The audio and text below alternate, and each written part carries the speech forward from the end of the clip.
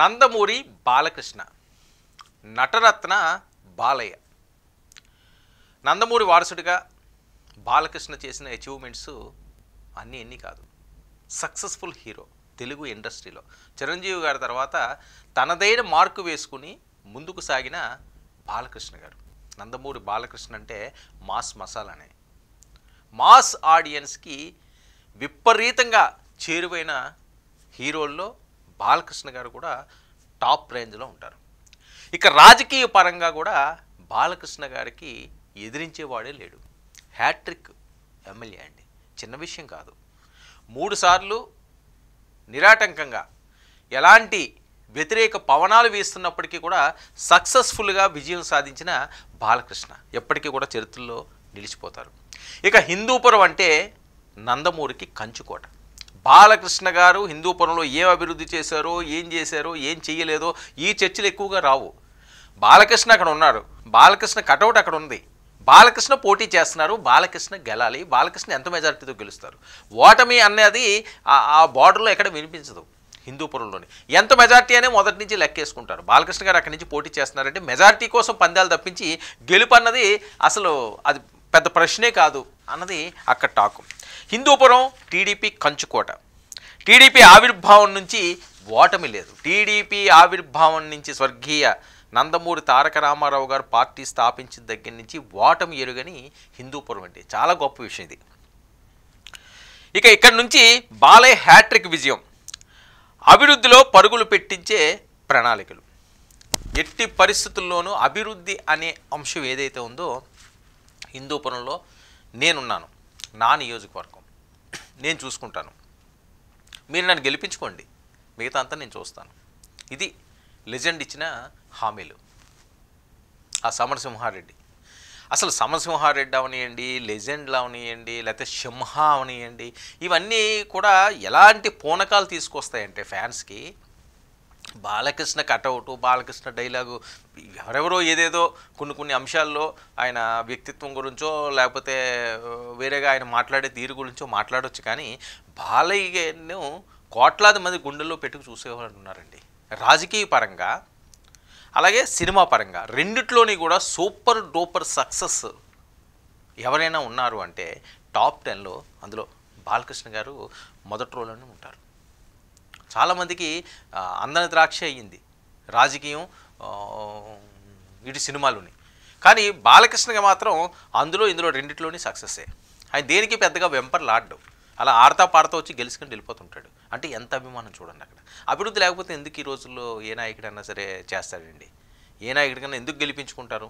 ఎంతో కొంత అభివృద్ధి చేస్తేనే అరే ఈయన జాలు ఇంకోటి అవసరం లేదు అనే స్టేజ్కి వెళ్ళిపోయింది కాబట్టే ఈ సక్సెస్ ఆయనకి.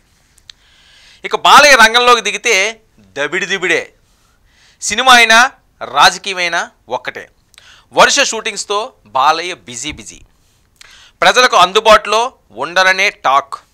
ఇప్పుడు వాటన్నిటికీ చెక్ పెట్టేశారు. ఆయన బిజీ స్కెడ్యూళ్ళు, హైదరాబాద్లో ఉంటారు, ఇది వదులుకుంటూ వెళ్ళే పరిస్థితి లేదు.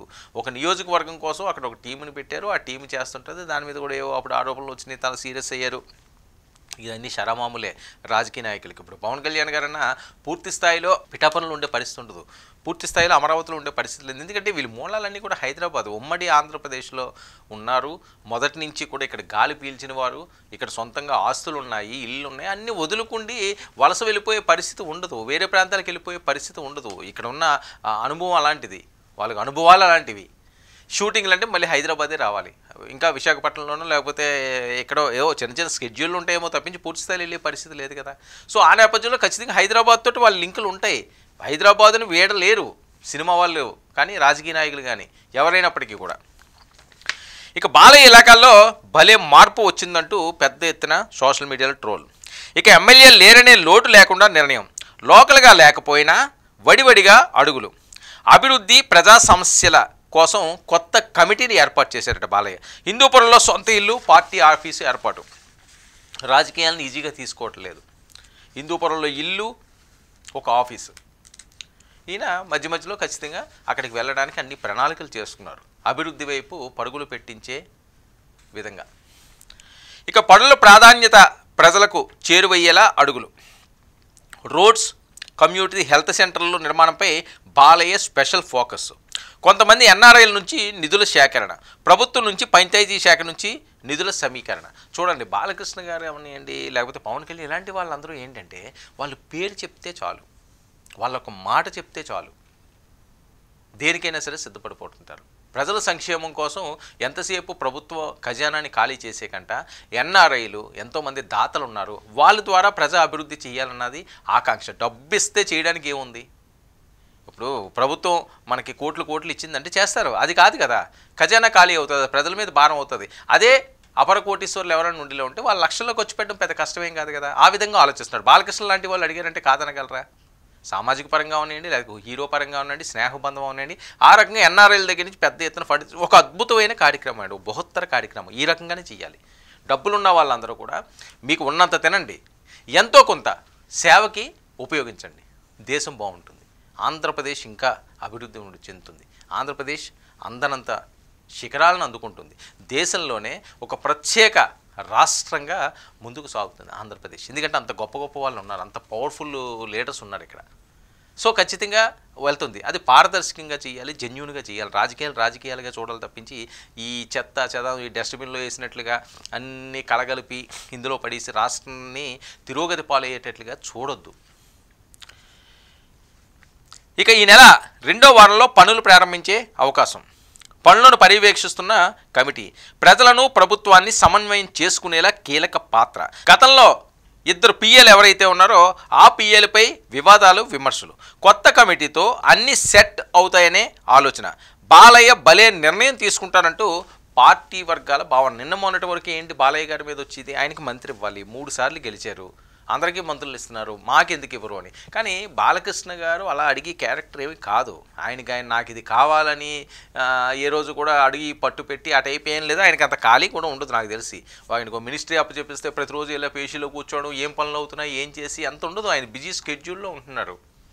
ఆల్రెడీ అల్లుడు పవర్ఫుల్గా ఉన్నాడు, బావ సీఎంగా ఉన్నారు, ఇంకేం కావాలి ఆయనకి? ఇప్పుడు మళ్ళీ కొత్తగా పదవులు కావాలో, లేకపోతే నేను మినిస్టర్ అయిపోవాలో, లేకపోతే ఒకే కుటుంబంలో రావాలో, ఇవన్నీ కూడా రాజకీయ చర్చలు అవుతాయి. కాబట్టి బాలకృష్ణ గారు అటువైపు వెళ్ళట్లేదు. అభివృద్ధి చేస్తే చాలు. తన నియోజకవర్గం రాష్ట్రంలోనూ అద్భుత నియోజకవర్గంగా వెళ్ళాలి. పులివెందుల మరి జగన్మోహన్ రెడ్డి గారి పేరు అనేసరికల్లా మారుమవుతుంటుంది. కుప్పం చంద్రబాబు నాయుడు గారు అనేసరికి పేరు మారుమవుతుంది. హిందూపురం కూడా బాలయ్య కటౌట్ పర్మనెంట్గా చిరస్థాయిగా అక్కడ ఉండిపోవాలి. అంటే ఎలాంటి అభివృద్ధి చేయాలి? ఖజానా ఖాళీ అవ్వకుండా ఎన్ఆర్ఐల దగ్గర నుంచి ఒక అద్భుతమైన ప్రణాళికలతో ఒక ప్రత్యేక కమిటీని ఏర్పాటు చేసి హిందూపురాన్ని ఇదిరా హిందూపురం అని జై కొట్టే విధంగా బాలయ్య తీసుకున్న నిర్ణయానికి శబాష్ బాలయ్య అంటూ తెగ సంబరపడుతున్నారు ఫ్యాన్స్, హిందూపురం ప్రజలు.